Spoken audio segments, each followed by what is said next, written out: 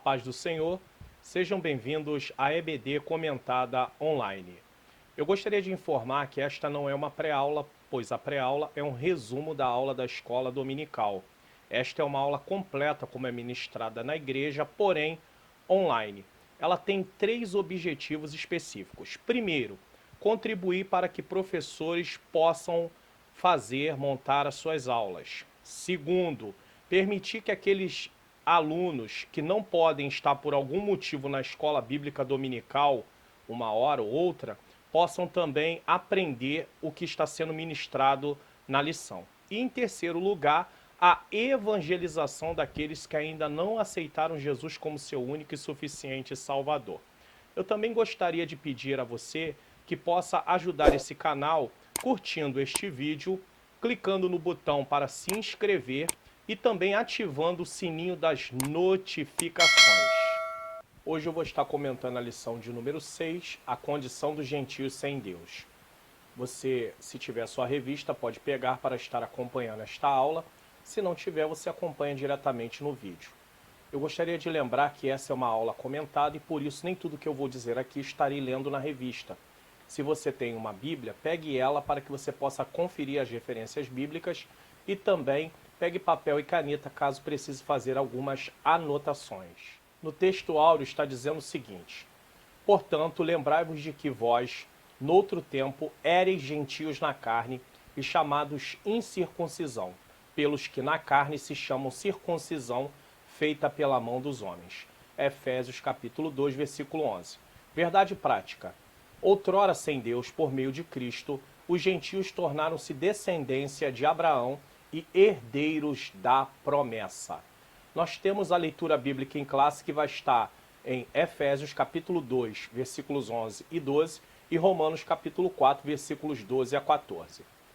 O objetivo geral dessa lição é o seguinte: esclarecer de modo, ou seja, a maneira como os gentios estiveram privados da promessa messiânica. Objetivos específicos dessa lição. Primeiro, conceituar espiritualmente a circuncisão e a incircuncisão. Segundo, explicitar a antiga condição dos gentios sem Deus e sem Cristo. E em terceiro lugar, afirmar que, desprovidos de Deus, os gentios marchavam para a perdição eterna. Vamos agora para a introdução. A lição passada tratou do propósito de Deus em nos libertar do pecado para ter uma nova vida em Cristo. Na presente lição veremos que o autor de Efésios, quem é este autor? O apóstolo Paulo, lembra aos gentios. Quem são os gentios nesse caso? Gentio é todo aquele nascido fora da comunidade de Israel, ou seja, que não é judeu ou israelita de sangue, e estranhos à aliança que o Senhor estabeleceu com o seu povo. Tá? Então, nessa presente lição, o apóstolo nos lembra de que antes da regeneração, que é o novo nascimento, eles eram incircuncisos e haviam experimentado 5 formas de privação. Primeiro, eles estavam sem Cristo. Nós estudamos sobre isso na lição passada, tá? Se você não assistiu essa lição, você pode aí procurar no canal para poder assistir essa lição. Em segundo lugar, eles estavam separados de Israel, alienados contra a promessa, sem esperança, sem Deus no mundo. Efésios 2, 11 e 12. O versículo 11 e 12 diz assim: portanto, esse portanto aqui usado no texto está indicando uma conclusão, tá? Não é porquanto, né? Porque porquanto fala de uma explicação. Então ele diz: portanto, lembrai-vos de que vós, noutro tempo. Em que tempo é esse? O texto vai dizer mais à frente, tá? Éreis gentios na carne, ou seja, não eram judeus, não eram israelitas, e chamados incircuncisão. Vamos estudar sobre esse termo mais à frente. Pelos que na carne, quem na carne? Os judeus, se chamavam circuncisão feita pela mão dos homens. Versículo 12, que naquele tempo, tá? O mesmo tempo que estava lá em cima, estáveis sem Cristo, separados da comunidade de Israel e estranhos ao concerto da promessa, não tendo esperança e sem Deus no mundo. Logo, estudaremos cada um desses aspectos. Ainda eu queria aqui, a título de introdução, mencionar o seguinte. Em Efésios capítulo 2, versículo 11, Paulo lembra aos seus leitores gentios a condição desvantajosa de seu estado anterior ao Evangelho, ou seja, antes de aceitarem a Cristo. Gênesis capítulo 1, versículo 2, vai revelar que havia uma unidade fundamental da raça humana no início. Não havia separações nesse caso, havia um só povo. Após a queda, Gênesis 3, partindo para o capítulo 6 ao 8, a humanidade foi dividida em diferentes nações. Deus escolheu Abraão e seus descendentes judeus para serem o povo do pacto divino. Aí, essa história é relatada em Gênesis 12 a 50, capítulo 50. Vamos passar agora para o primeiro tópico dessa lição. Tópico 1. Chamados incircuncisão. Aqui vamos definir o que é espiritualmente a circuncisão e a incircuncisão. Na era antes de Cristo, além de mortos espiritualmente, os gentios também eles eram desprezados e chamados de incircuncisos pelos judeus. Davi, inclusive, posso colocar aqui como exemplo, Davi chama Golias de incircunciso. Ele faz uma pergunta em 1 Samuel capítulo 17, versículo 26, que pode ser formulada da seguinte maneira: quem é, pois, este filisteu? Aí ele diria incircunciso, mas vamos colocar a definição de incircunciso aqui. Quem é, pois, esse filisteu que não tem parte na aliança e na promessa de Deus para afrontar os exércitos do Deus vivo? Era assim que os judeus viam os gentios, pois se achavam superiores. E o pior de tudo é que muitos de nós, igreja, também nos achamos superiores aos não cristãos e também àqueles que são irmãos em Cristo. E isso não é uma atitude de um servo do Senhor. Nós precisamos ter uma atitude que venha condizer com uma nova vida, ser uma nova criatura. Essa atitude aponta para a falta de amor e de misericórdia para com o nosso próximo. No subtópico 1, vamos tratar o conceito de circuncisão. O que é circuncisão? Circuncisão é a remoção cirúrgica do prepúcio do órgão sexual masculino. Em uma linguagem assim mais simples, é remover toda a pele que é chamada de prepúcio, que cobre a glande, de forma que a glande fique exposta permanentemente. No caso de quem fez, os judeus quando faziam a circuncisão, o prepúcio não podia ser retraído. Então, nesse caso, a glande ficava exposta permanentemente. Era prescrito na lei como sinal externo de quem pertencia ao povo da aliança com Deus. Gênesis 17, 10 e 11 vai dizer assim: este é o meu concerto, ou seja, a minha aliança, que guardareis entre mim e vós e a tua semente depois de ti. Semente aqui é descendência. Que todo macho será circuncidado. E circuncidareis a carne do vosso prepúcio, e isso será por sinal do concerto entre mim e entre vós. Então o concerto de Deus, o sinal do concerto, estava na circuncisão. O procedimento era realizado no 8º dia de vida dos nascidos em Israel ou estrangeiros comprados a dinheiro. Gênesis 17, 12. Quem não era circuncidado era tido como incircunciso e, portanto, excluído da aliança. Gênesis 17, 14. A circuncisão tornou-se um sinal que distinguia os judeus dos demais povos gentílicos. Subtópico 2. O significado religioso da circuncisão. Seu significado religioso apontava para a santificação. Êxodo 19, 5 e 6 vai dizer: agora, pois, se diligentemente ouvirdes a minha voz e guardardes o meu concerto, Deus coloca aqui uma condição. Se vocês diligentemente ouvirdes a minha voz e guardardes o meu concerto, então sereis minha propriedade peculiar. Era uma promessa condicional dentre todos os povos, porque toda a terra é minha. Deus está dizendo assim: se vocês guardam o meu concerto, eu vou ter vocês como um povo de propriedade particular, porque toda a terra é minha e eu faço o que eu quero com o que é meu. Versículo 6. E vós me sereis reino sacerdotal e povo santo. Havia uma finalidade para aquela aliança. O povo estava dentro de uma aliança com Deus, mas havia uma finalidade: serem reino sacerdotal e povo santo. Estas são as palavras que falarás ao filho de Israel. Santificação é a separação do mal, porque povo santo aqui, vamos definir o que é povo santo? Separação do mal, do pecado, e consagração a Deus estando à disposição do serviço de Deus. Existem aqueles que se preocupam com a separação do pecado, mas não se dispõem a estar a serviço de Deus. E isso é uma coisa errada. Deus, através de Cristo Jesus, nos comprou na cruz do Calvário, somos dele e devemos estar a seu serviço para proclamar o seu reino. Como a corrupção e as práticas idólatras estavam fortemente relacionadas com a sexualidade depravada, a circuncisão simbolizava a aliança de purificação requerida ao povo escolhido. Nós podemos ver aqui entre as referências descritas na revista, Jeremias 5,7 vai dizer assim: Ora, por que deveria eu perdoar-te? Teus filhos me abandonaram e juraram por aqueles que se fazem passar por divindades, ou seja, não são Deus. Ainda que eu tenha suprido todas as suas necessidades, eles não souberam ser gratos e se entregaram à infidelidade e ao adultério, frequentando casas de prostituição. Quando o texto está dizendo aqui sobre se entregaram à infidelidade ou ao adultério, se fala aqui de um adultério espiritual. O povo se corrompeu adorando outros deuses e esqueceu o Deus verdadeiro. Então é um adultério espiritual. E essas casas de prostituição poderia estar aqui apontando para a religião cananeia, que no culto deles, no culto pagão, eles junto do culto, eles também faziam orgias sexuais dentro daquele ritual.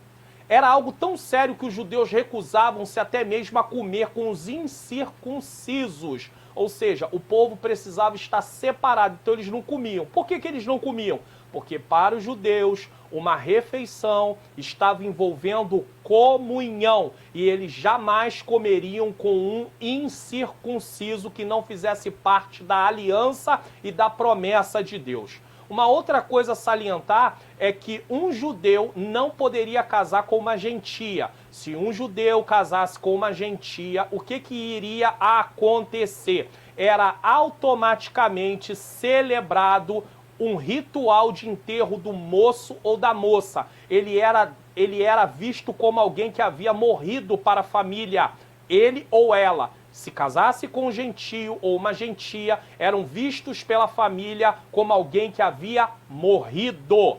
Entrar na casa de uma pessoa gentia também deixava o judeu inapto para poder participar do culto público. Enfim, para os judeus, os gentios não eram nada mais, nada menos do que combustível para o fogo do inferno. Eles eram totalmente desprezados. Nós éramos desprezados também, porque somos gentios diante dos judeus. Mas Deus mudou essa história e é sobre isso que estamos estudando nesta lição. No subtópico 3, a circuncisão do coração. A circuncisão, ela não é exterior, ela é interior. O apóstolo reconhece que os gentios não faziam parte da circuncisão, não tinham feito essa cirurgia exterior, mas com uma ressalva: o sinal dos judeus era apenas físico e realizado por mãos humanas. Efésios 2, 11, parte B. A boa nova que Paulo traz é que a verdadeira circuncisão, ou seja, a circuncisão que Deus quer do seu povo, não se tratava de uma operação externa na carne realizada pelos homens, mas a que foi feita no interior, a que é do coração, cujo louvor não provém dos homens, mas provém de Deus. Romanos 2, 29. A circuncisão do Antigo Testamento ela não era falsa, mas Deus tinha um plano muito além do que isso. Então a verdadeira circuncisão ela é feita dentro do homem.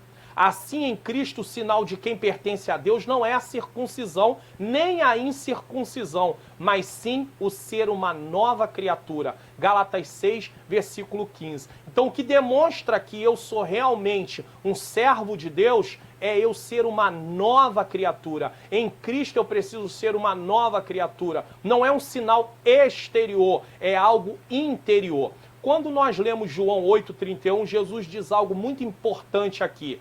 Jesus dizia, pois, aos judeus que criam nele, preste atenção, se vós permanecerdes na minha palavra, tem que permanecer, aceitar Jesus e permanecer na palavra dele, verdadeiramente sereis meus discípulos.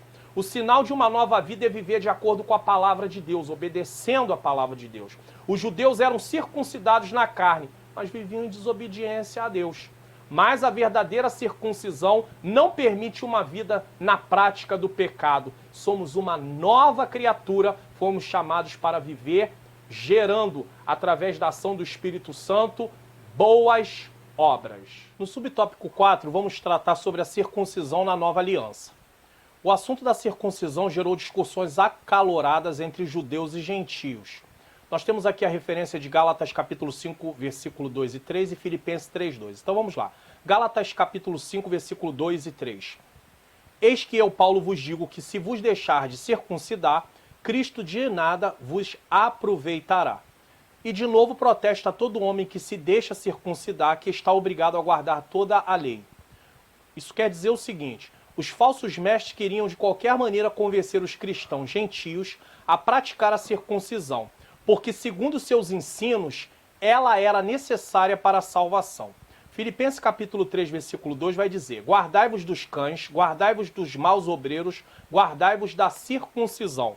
Paulo chama esses falsos mestres de cães, maus obreiros e da circuncisão. Ele aqui provavelmente estava se referindo ao mesmo grupo de falsos mestres, só que com aspectos diferentes. O apóstolo Paulo sempre demonstrou que se preocupava com esses falsos mestres, pois em Atos capítulo de número 20, versículo 29 a 31, vai dizer o seguinte: sei que depois da minha partida, Paulo não estaria com eles mais, lobos ferozes penetrarão, se penetrarão vem de fora, no meio de vocês, e não pouparão o rebanho. E dentre vocês mesmo, quer dizer, de dentro do meio deles, surgirão, ou seja, se levantarão homens que torcerão a verdade. Deixariam de falar a palavra do Senhor, mas torceriam a palavra do Senhor. A fim, ou seja, com o propósito de atrair os discípulos. Por isso vigiem. O que é vigiar aqui? Estejam atentos a essas palavras. Lembre-se de que durante 3 anos jamais cessei de advertir a cada um de vocês disso. Noite e dia com lágrimas. O apóstolo Paulo, ele aqui faz uma recomendação. Tomem cuidado. Vão vir gente de fora. Vão surgir de dentro do meio de vocês pessoas que vão torcer a verdade para poder alcançar discípulos. Agora eles estão nas igrejas da Galácia e em Filipos e Paulo está os combatendo. É doloroso assistir pessoas nos dias de hoje explorando esse lado do ser humano. Por quê? Porque o ser humano ele busca alcançar coisas com méritos próprios, para bater no peito e dizer assim: eu alcancei porque eu fiz por onde. Então há pessoas que exploram esse lado e ensinam que a salvação é conquistada pelo que nós fazemos. Esse ensino é sutil e acaba sendo repetido até por cristãos verdadeiros, nesse caso, que se esquece de examinar as pregações e os ensinamentos à luz da palavra de Deus. E não se preocupam com quem está torcendo a verdade. E o pior de tudo, se alguém se levanta para mostrar que aquilo está errado, ele é perseguido, ele é julgado. Essa é a nossa triste realidade, pois ensinamentos falsos são ensinados no meio da igreja, porque se nós estamos dando uma interpretação para as escrituras que não significa o que está lá, isso é um ensinamento falso, nesse caso, tá? E quando alguém denuncia isso, ele é julgado e estão sendo o quê? Amordaçados. Mas, voltando aqui à lição, vai dizer: em Antioquia a questão ganhou muita dimensão e provocou intensos debates e culminou na convocação do primeiro concílio da igreja de Jerusalém. Temos aqui Atos capítulo 15 com alguns versículos aqui. Versículo 1, 2, 5 e 6. A deliberação dos apóstolos sobre o assunto, sobre a orientação do Espírito Santo. Ou seja, os apóstolos tomaram uma decisão, mas orientados por quem? Pelo Espírito Santo. Que passou, nesse caso, a enfatizar que a nova aliança, a circuncisão, na nova aliança a circuncisão somos nós, que servimos a Deus no Espírito e nos gloriamos em Jesus Cristo e não confiamos na carne, porque os judeus confiavam na marca que eles tinham externa, que era a circuncisão. Filipenses 3:3. Os méritos são de Jesus e a circuncisão é uma nova vida em Cristo, que apresenta através da ação do Espírito Santo boas obras. Não é mais a circuncisão na carne, mas uma circuncisão no interior, aonde o homem ele tem agora uma natureza, uma nova natureza, e através da ação do Espírito Santo, ele produz boas obras. Na síntese do tópico 1, nós temos: os gentios não faziam parte do pacto da circuncisão e por isso estavam excluídos da aliança com Deus. Mas graças a Deus, agora os gentios também fazem parte em Cristo da promessa e da aliança com Deus. Depois de definirmos o que é circuncisão e incircuncisão no tópico 1, vamos tratar no tópico 2, estranhos ao concerto da promessa. Aqui vamos explicitar, tornar claro a antiga condição dos gentios sem Deus e sem Cristo. Nessa parte, o apóstolo Paulo aponta a situação dos gentios. Naquele tempo, estáveis sem Cristo, separados da comunidade de Israel e estranhos ao concerto da promessa. Efésios capítulo 2, versículo 12. Subtópico 1, uma vida sem Cristo. Ao descrever a história passada dos gentios, o apóstolo traz à memória que naquele tempo, antes da regeneração, eles viviam imersos no paganismo e, portanto, sem Cristo. Isso indica que a religiosidade dos gentios era incapaz de inseri-los na promessa messiânica da salvação. Não adiantava eles oferecerem cultos a deuses pagãos, porque isso não trazia eles para dentro das promessas no qual Deus tinha feito com seu povo. João 4,22 diz: vocês samaritanos adoram o que não conhecem, nós adoramos o que conhecemos. Por quê? Pois a salvação vem de quem? Vem dos judeus. Começou através do povo judeu. Também significa que eles desconheciam a Cristo, como também eram indiferentes às promessas acerca dele e de sua obra. Hebreus capítulo 8, versículo 8 a 10. Como os gentios não faziam parte da descendência de Abraão, eles desconheciam a Cristo no sentido dele ser o Messias prometido, porque não havia sido prometido o Messias para os gentios, já que a promessa não foi feita para eles. O Filho de Deus, ou seja, eles desconheciam a Cristo nesse sentido. Quem é o Messias? O Filho de Deus e sobre sua obra de salvação. Eles não tinham tido a expectativa de um Messias que o salvasse. Eles não esperavam alguém que viesse salvar. Os efésios adoravam a Diana e muitos outros deuses, em vez de adorar a Cristo.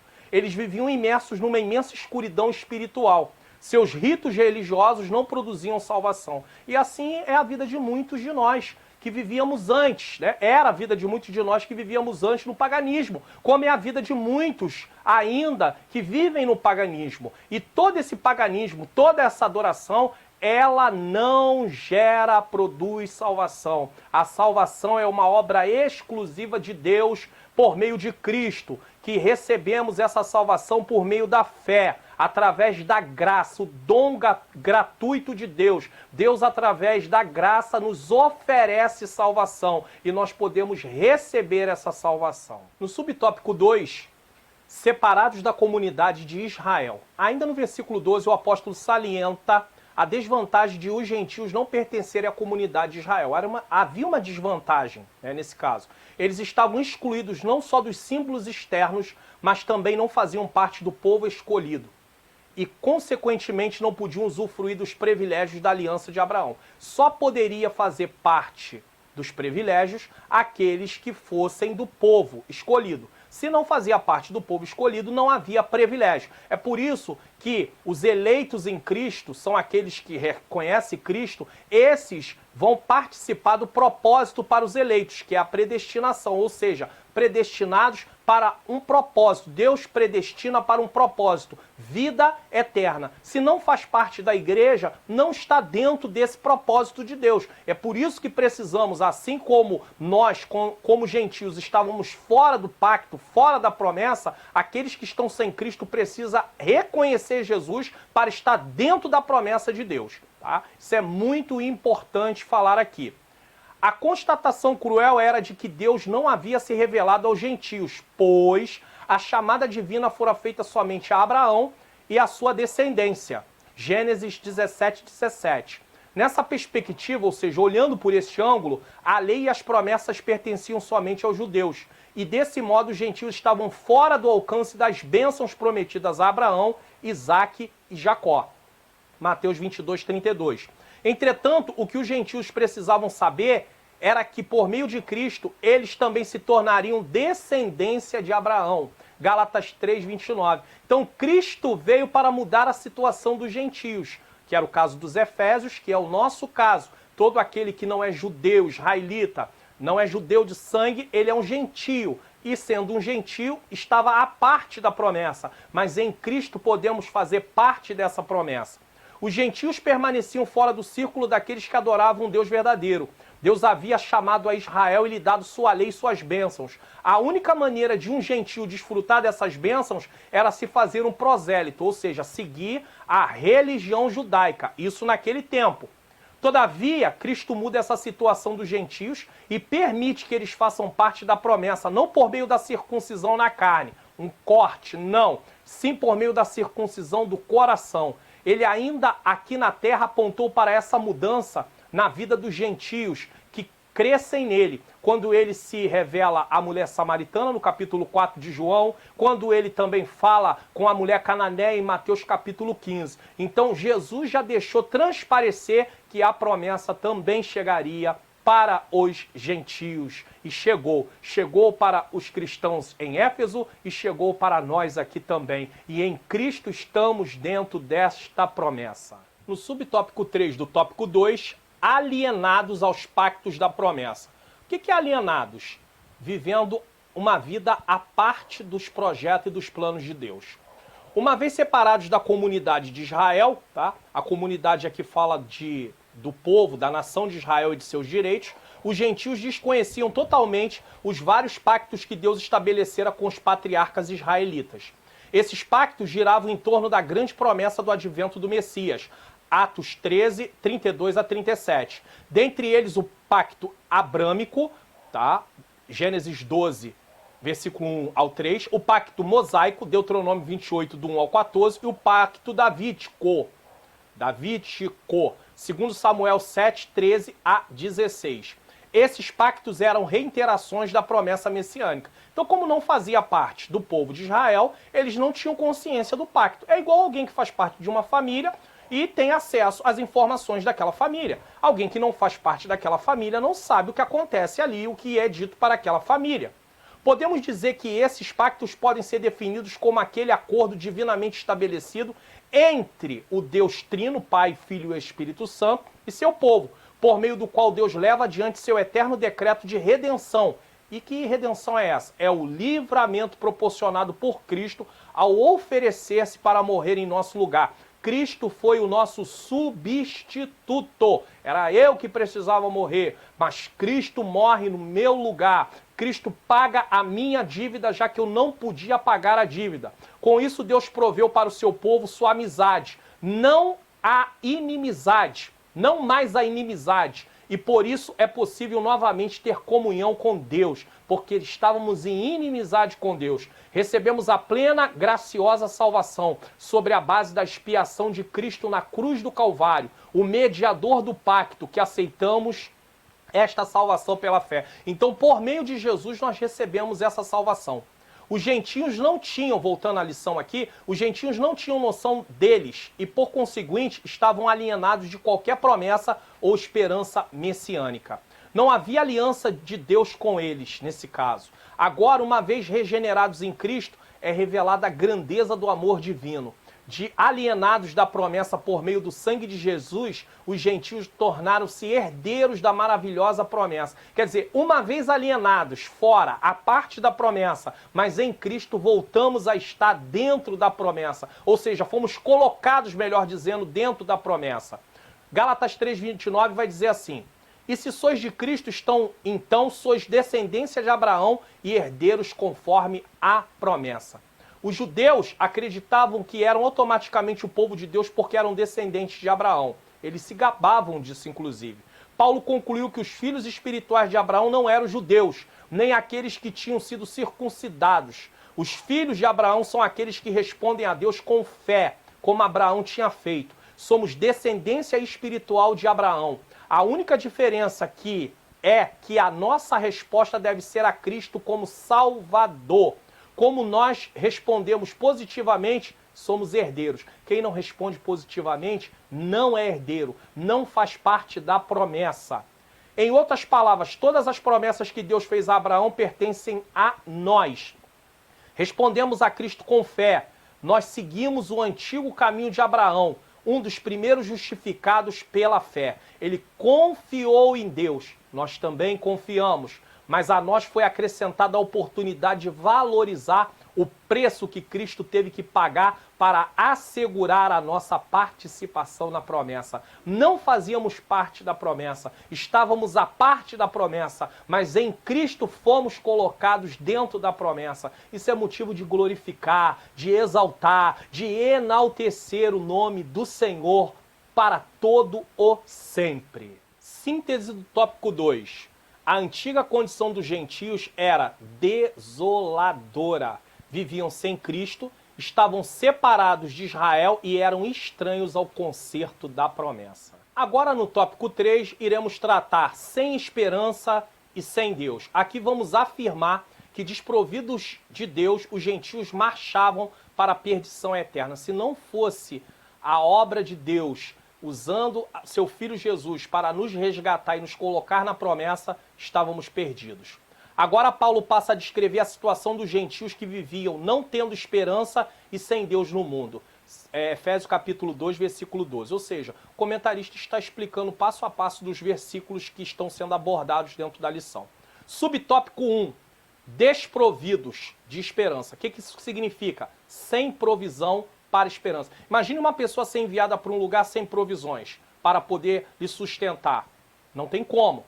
A palavra esperança traz a ideia de confiança, e nas escrituras o seu principal uso está ligado à confiança nas promessas divinas. Salmo 135 vai dizer assim: aguardo no Senhor, espero com toda a minha alma, com toda a minha vida, e tenho certeza, ou seja, confiança, quanto à sua palavra, o que Deus prometeu irá se cumprir. O salmista tinha confiança, e isso deve ser também seguido por nós. O salmista tinha confiança no Senhor, a alma dele tinha confiança quanto à promessa de Deus. Jeremias 17:7 vai dizer: mas bendito é o homem cuja confiança está no Senhor, cuja confiança nele está.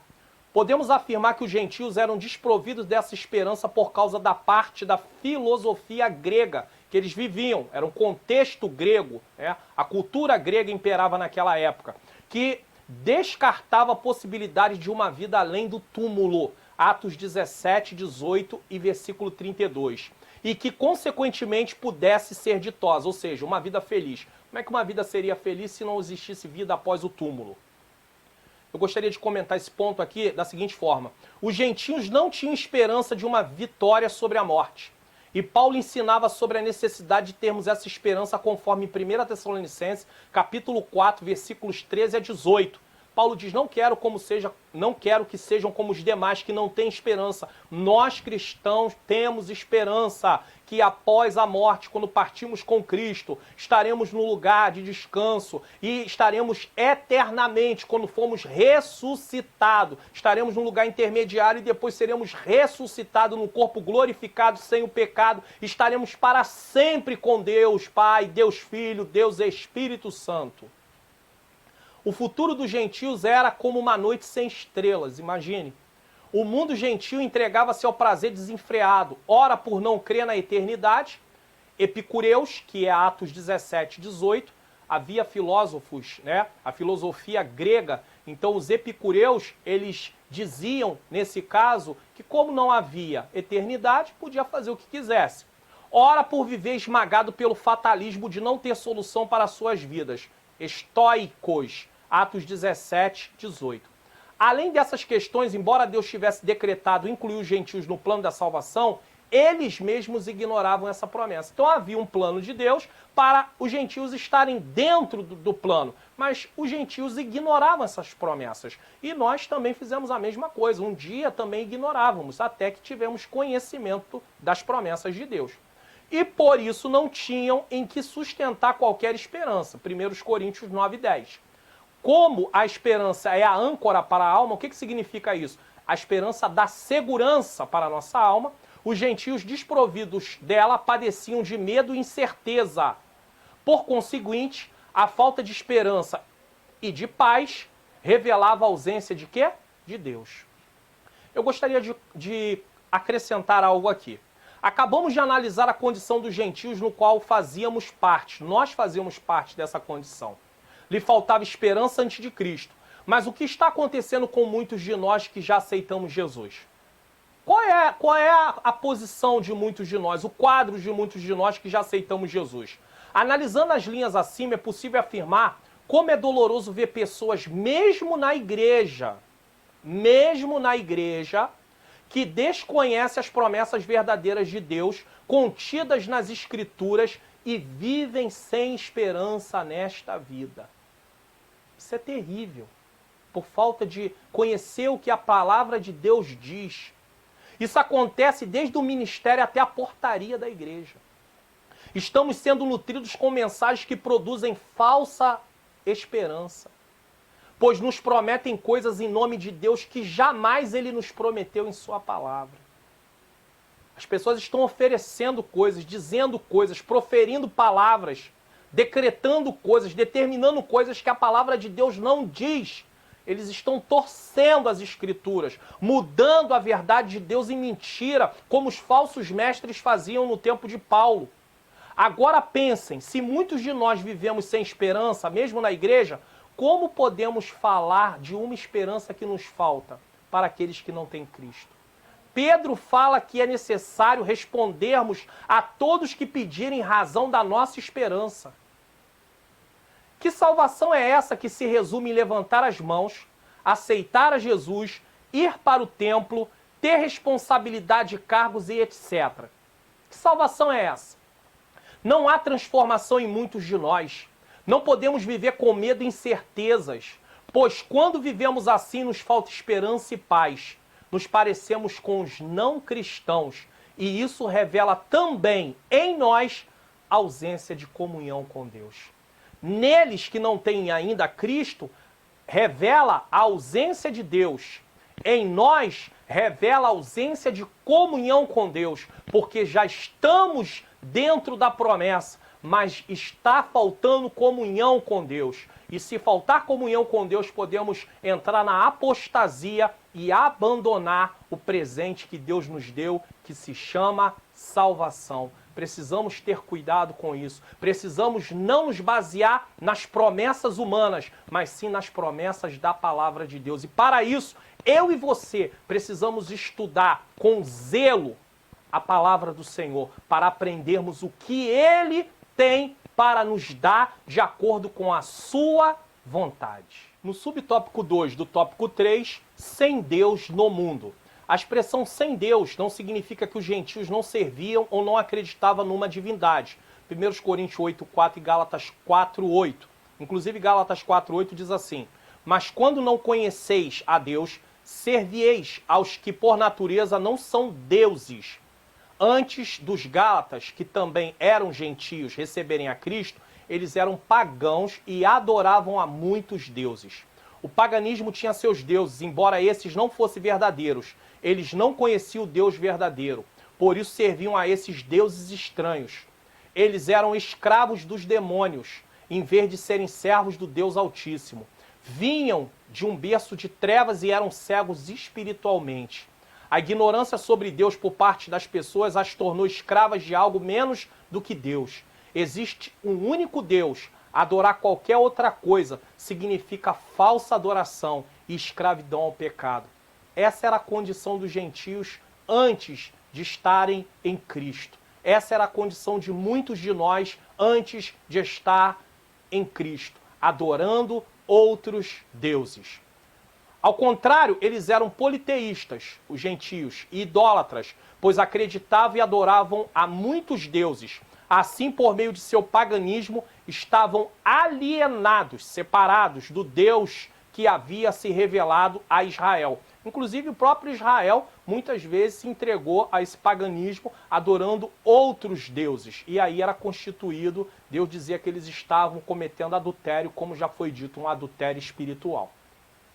Isso significa dizer que suas vidas eram regidas pela falsa ideia de divindades pagãs, os gentios, que as mantinham escravizadas em densas trevas espirituais. É por isso que Deus disse para Israel não andar no caminho do povo gentio, não ter comunhão com o povo gentio. Quando eles foram alcançar a promessa de Deus, que foi, Deus deu a terra, Deus disse para eles expulsar. Eles não expulsaram, começaram a ter comunhão com aquele povo e começaram a adorar os deuses que eles também adoravam. Podemos entender aqui o seguinte, seus deuses eram vingativos e caprichosos, os deuses dos gentios, tá? Por quê? Porque era um quadro calamitoso. Era uma calamidade. Eles não conheciam o Deus Criador, sustentador, redentor e consolador. Sem Deus significa uma existência alienada, separada da vida que é a partir de Deus. Efésios capítulo 4, versículo 18 diz assim: obscurecidos de entendimento, alheios à vida de Deus por causa da ignorância em que viviam, pela dureza do seu coração. Antes eles não tinham conhecimento de Deus. Mas agora eles têm, estão em Cristo. Uma vez que temos conhecimento de Deus, não temos nenhuma desculpa para andarmos de acordo com o que queremos, porque não estamos mais no tempo de ignorância.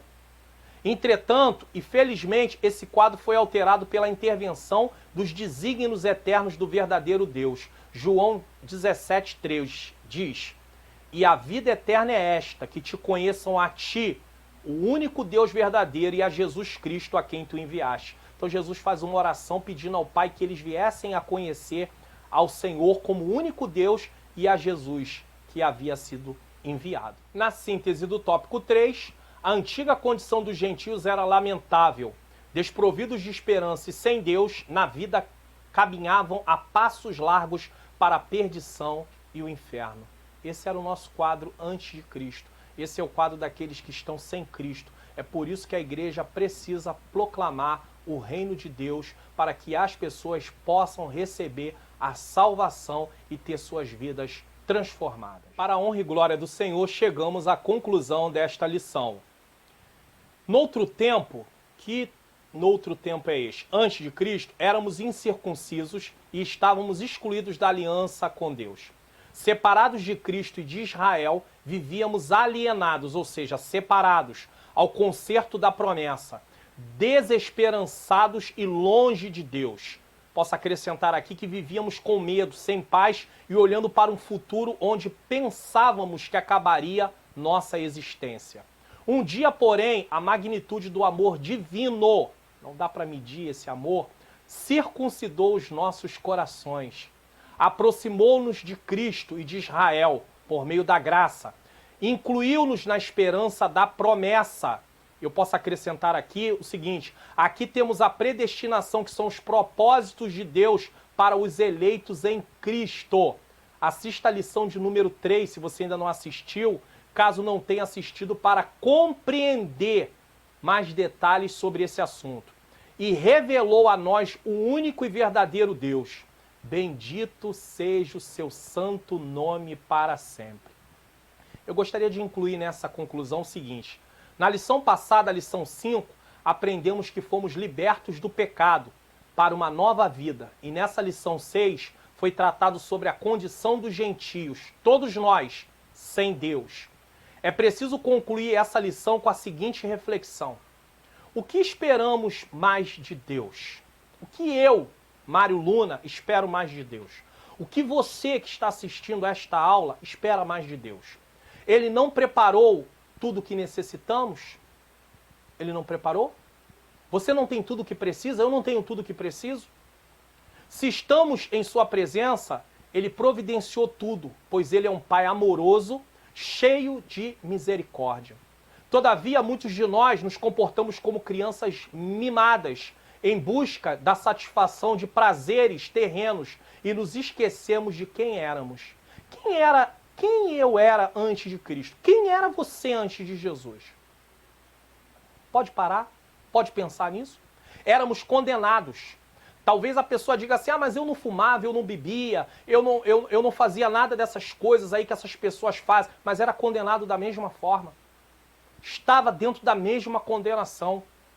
Éramos condenados, alienados de Deus e de suas promessas, mas em Cristo aqui estamos, e tudo isso precisamos reconhecer todos os dias. Todo dia que eu levanto, eu preciso agradecer a Deus pela oportunidade de estar na presença dEle e fazer parte da promessa. vida eterna. Muitos de nós somos servos ingratos. Muitos de nós. Eu me comporto muitas vezes como um servo ingrato. Eu foco coisas dessa vida e esqueço de olhar por tudo que o Senhor já tem feito pela minha vida. Tudo. O salmista fala do cálice da salvação, no Salmo 116. Sabemos que a salvação no Antigo Testamento estava muito mais ligada a livramento do que vida eterna.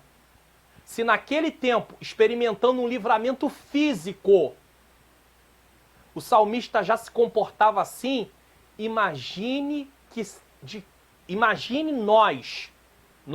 imagine do que se espera de nós, que recebemos um livramento da nossa alma arder no inferno pela eternidade.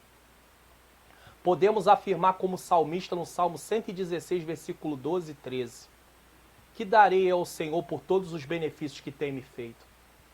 Tomarei o cálice da salvação e invocarei o nome do Senhor. No coração de todos os que receberam a salvação da parte do Senhor, flui gratidão. Sabia? É preciso ser grato. Não viver reclamando, murmurando. Povo de Israel, Deus tira o povo de Israel usando Moisés do Egito, e está o povo murmurando no deserto, murmurando no caminho.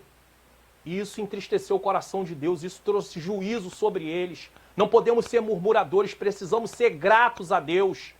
Antes estávamos fora da promessa, hoje estamos dentro da promessa, estamos questionando o quê? Queremos mais o quê? Podemos pedir a Deus em oração para que Ele possa suprir as nossas necessidades, mas o Evangelho não tem o fim de satisfazer meus prazeres, meus deleites, não. A palavra de Deus nunca, não está registrado isso na palavra de Deus. Quem promete isso está prometendo a parte da palavra, estão torcendo a palavra de Deus, a verdade. Entenda isso. No nosso coração precisa fluir gratidão. E o salmista mostra o seguinte, eles a expressam, nós expressamos essa gratidão por meio do nosso amor, Salmo 116, 1, lealdade, Salmo 116, 2, vida santa, Salmo 116, 9, ação de graça e firme determinação de obedecer ao Senhor, Salmo 116, 14. Bendito seja o santo nome do Senhor para sempre, que nos deu tão grande salvação. Que Deus vos abençoe. Amém. E até a próxima aula. Se você gostou deste vídeo, não deixe de curti-lo e também compartilhar para que outras pessoas sejam edificadas. Se ainda não se inscreveu no nosso canal, é hora de se inscrever agora e também ativar o sininho das notificações.